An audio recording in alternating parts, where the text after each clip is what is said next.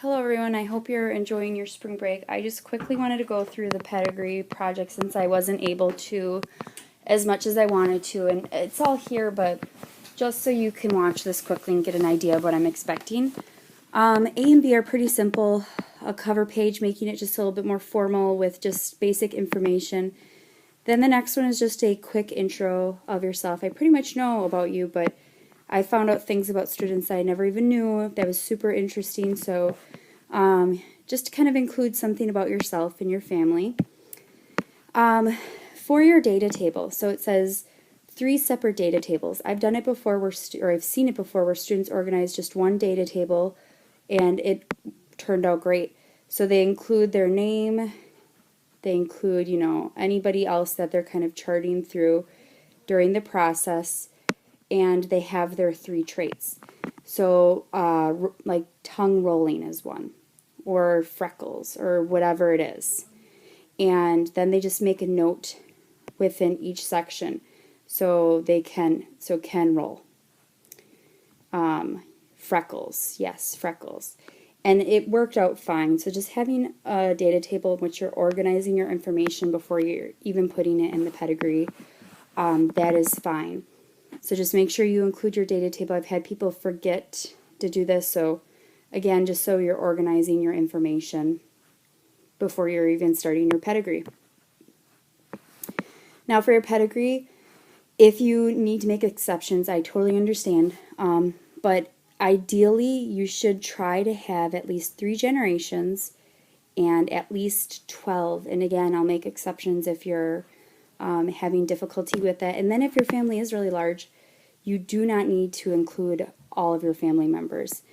Make sure that you have a title, especially what trait is this pedigree for. You have to include that. You're doing 3 traits, 3 pedigrees, so make sure that you title them. In each pedigree, you must choose a trait that affects some of your family members and not others. The reason for that is that you could say, brown eyes, we all have it, so then everybody's shaded. And you didn't really have to do the genotype, because the whole ideal, or the idea of this project is that you're kind of charting genotypes throughout a pedigree. Again, Roman numerals when you're making your pedigree in the generations, and then including the genotype that you can figure out, okay? It says, be careful, leave a question mark for the second allele of a person if you can't determine it. Making up will not help you.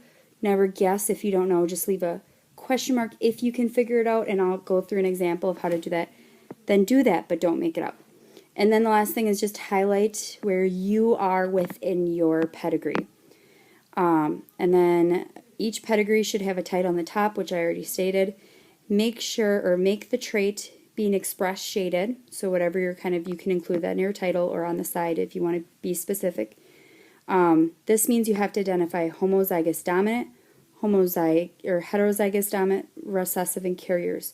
So half shade only for sex-linked traits, and that probably may be for color blindness. Show a key for the trait and any symbols being used. This is basically just saying make sure that you're researching what kind of trait you're looking for. Complete dominant single genes are the easiest.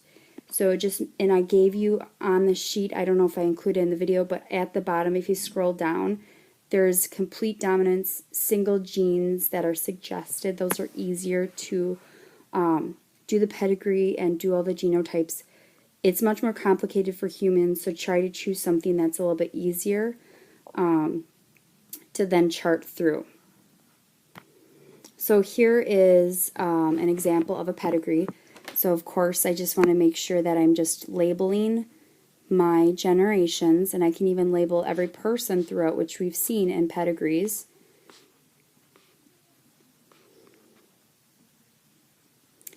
And then another thing that you could do is just say what the trait that you're looking for here as your title. So just make sure you include your title so we know what trait it is, and you could even say, looking at this, you pretty much know it's a recessive trait. You could include autosomal, so I'm kind of being specific on what kind of trait this is. So then as I go through, you have to make sure you do your genotype. So since this is a recessive trait, I know this individual has little r, little r. I also know this individual does. So by figuring out the trait and what it is, recessive, I can kind of go through and do these genotypes. Now, if you think about this, mom had to give this little r, dad had to give that little r. So they're not expressing this recessive, so they have to then have big R's. Now, individual and for generation 3 has to be big R, but question mark, or you can include a dash. You're unsure of theirs, you're not going to just make it up, you can't do that. Now, if you think about it, you could guess for generation 2 everybody's genotype, because mom only has little r's. So this person had to get this from mom, and that's it, all these siblings did. But they do have, they're not showing the recessive trait, so they have a dominant allele. And then we know that dad has a dominant also. We don't know if he's big R or big R little r. I mean, you can see here just looking by the generations, they're all dominant. So he probably is big R, but maybe it's just that chance event that they all receive that big R, but he also has a little r. So you never really want to assume. It's easy to fill in the middle part because you can use the bottom of the pedigree and the top to fill it in. But again, just leave a question mark. Don't just make it up. So that is the pedigree project. There is a conclusion part. You can just read through that. The big part is just make sure that you know what trait you're looking for, if it's dominant, recessive, sex-linked. Genotypes, Roman numerals, titles. Try to have a larger pedigree, 12 if you can. If you can't, that's fine also. Data table, how you're organizing it. An intro and cover letter. So that's the entire project. If you have any questions, please email me. And if you can't do this project, I have that alternative. Please email me as well. Have a great spring break.